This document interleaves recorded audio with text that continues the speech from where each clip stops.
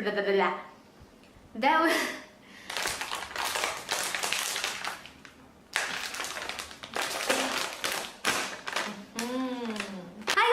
welcome back to my channel. If you just joined me today, hello, my name is Henny and welcome to the journey. From the title you click into this video, you will know that this one relates to my last video, the latest video that I uploaded. Last one is like a introduction of the whole story, and this one is like the continuous story. Disclaimer before we start, today's video is all about my personal experience. No hard feelings, no offensive. I realized that I have kind of like, a lot of hand move when I was doing my video, especially when I have the whole storytelling video. I don't know why. When I edit my last video, I realized that I do a lot of like, you know. Without further ado, let's get started.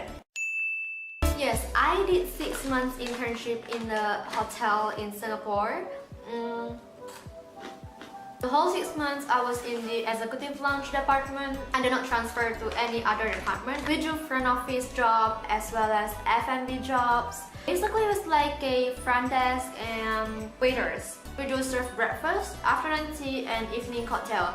And for the front office part, we do check-in and check-out too. So more or less I get to experience the work life as an hotelier in Singapore. I think this point has its pros and cons, so I will discuss both.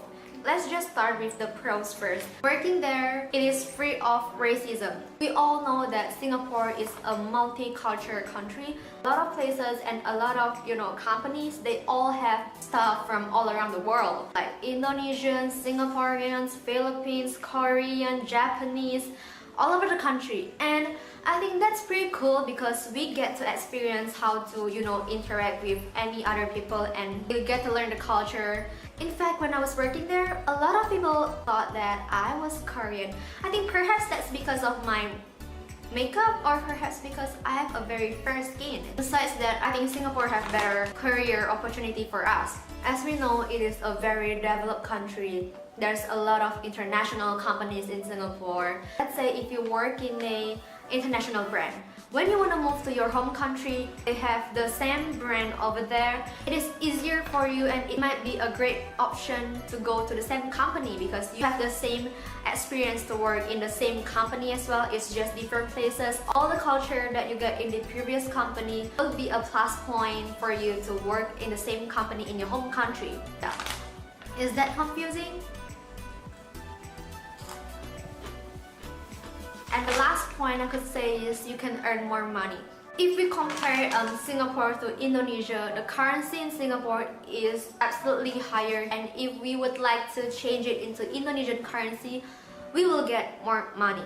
I don't know what happened to the currency in Indonesia right now. I don't know whether it is because Singapore currency has grown stronger or Indonesian currency has grown weaker. But right now, 1 Singapore dollar equals to 10,000 something in Indonesian rupiahs. I would like to take example as Indonesia because I'm Indonesian and I know better here. Because of that, the living standard and the cost that you have to spend in Singapore is higher as well. In a month, we need to spend for our transportation, accommodation if you're a foreigner, and also your meals. Based on my experience, if you were working in a hotel, most likely you will get to work, depends on the shift. You have morning shift, afternoon shift, mid shift, night shift. I will consider health consideration as well. I was always eating disorderly.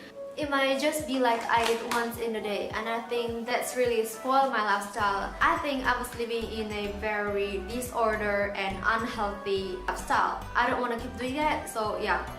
That's one of my considerations too. The third point is the distance that you have between your family and friends. I think personally, I'm being antisocial. Because of that, we made a barrier between us. It was like, I still call you, you still call me, but we're not meeting each other. I think that's quite bad for me. I don't really like that kind of feeling. I want to be close with my family and friends. Working in a foreign country will most likely create a barrier between you and your loved one. It will create a distance too. That's what I feel. I didn't apply any jobs when I was doing my internship there because initially I don't have the plan to work and stay in Singapore furthermore. For your information, Indonesia needs S-Pass at least to work in Singapore. And S-Pass equals to $2,600 per month. From what I know, that is basically the salary for a supervisor level. That is considered rather difficult for a new, fresh graduated person in a company. So basically, after a few tries, I didn't manage to get the S-Pass and a position in that company. I really struggle a lot thinking whether I should continue my journey in Singapore or move back to my home country. That's why I never ever try to apply and find jobs in Singapore. Here is one tip that I got from my senior and my friends. If you want to work in Singapore before you graduated, try to apply and mass send your resume to a lot of companies. 100 companies, that's normal.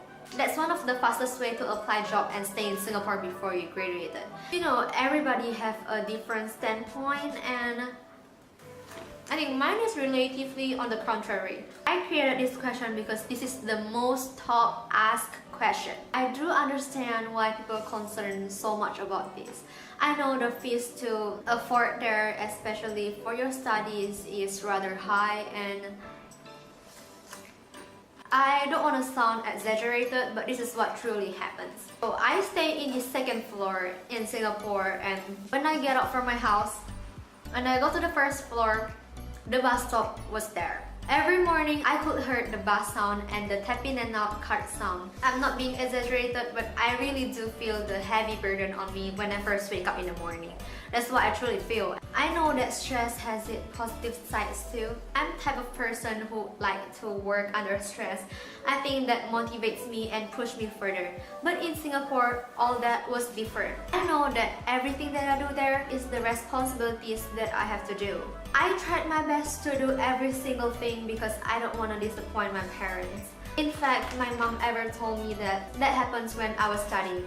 My mom told me that come back here if you can't take it anymore. And I was so curious back then, and I asked her why. She said, I rather lost my money, but I can't afford to lose my child. That was so touching, and that's what motivates me to go further, to do my best in every single thing that I have to get it done.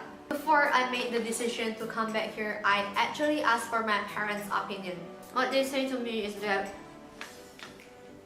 you are big enough now, I leave the decision to you. Think of it. Whichever decision that you make sure that you don't regret when you grow older. And I finally decided that, okay, I gotta move back here. The other points that I consider, and you may think that I'm crazy, is that I want to stay by my parents' side and make them happy while I still have the chance to. I know that each day when I was so busy growing up, my parents do grow older as well. I'm not cursing or anything like that, but we're very open to this kind of conversation. I know that a lot of times when the kids are not in the house, they really feel lonely. That happens quite sometimes, and I realized that, I saw that, I feel that. I think you will understand without me explaining more because we are all somebody else's children, right? I would rather stay in Indonesia because I always have the dream that I want to do self-employed. And I know that staying in Singapore, I won't be able to do that. It is way more difficult, and I have confidence in Indonesia. I know that I might be able to do something here. That's one of the points why I want to come back here. My feeling told me that staying in Singapore, you will only get to work for somebody else until you're old. Especially because I'm a foreigner. I didn't mean to say that you can't do it. I mean, everybody can do something, but as a foreigner in somebody else's country, it is way more difficult for you. I didn't mean that I will not work for somebody else. Perhaps I will find work here and get the experience that I think I should have first, and perhaps I will work in a company for a few years. Who knows the future, right? But I'm just saying that I have my dreams to achieve, and what I'm doing right now is what I really have passion on. I love doing YouTube, I love creating content. Doing what I love now matters the most in my opinion. This question was motivated by my real experience after I got back here, and this is legit what happened to me. People will say, oh, you missed a good chance, you're not working here, you're not working when you're back home, you're not generating any income. A lot of people, in fact some of my relatives say that too. How do I say that? Okay, what is your definition of working? You can comment down below and let me know about your thinking. For me, I personally think that working means that you are generating income. But working in other people's definition might be different. And most of the times, what I could see is that people think that working equals to getting income from your boss and go to work in a company every day, waiting for the time to go off of the day. That's what people usually define working, from my observation. I just wanted to, open up our thinking about the definition of working. I don't really take things into my heart about people saying. What hurt me the most is the facial expression of people when they were talking to me, thinking that they are better than me. I know that this may sound a little bit offensive, but this is what truly happens. When we want to criticize people, we have to reflect on ourselves, and I think this really happen generally. I understand that that's humanity. We can't discriminate, eliminate the origin of humanity. But what I think is that we can lessen down criticizing people. I hope that people could be more open-minded because, hey, we're not living in the 80s, neither the 90s. We are now living in 2018 where people could work in a lot of ways. I think our own definition of something else might be different from other people's definition. I'm trying hard to do that too. What I could say is that I have a more flexible time now, and I'm completely happy with what I'm doing right now. That's what matters the most for me. As long as I'm generating income, as long as I am doing something that I love, that's what matters.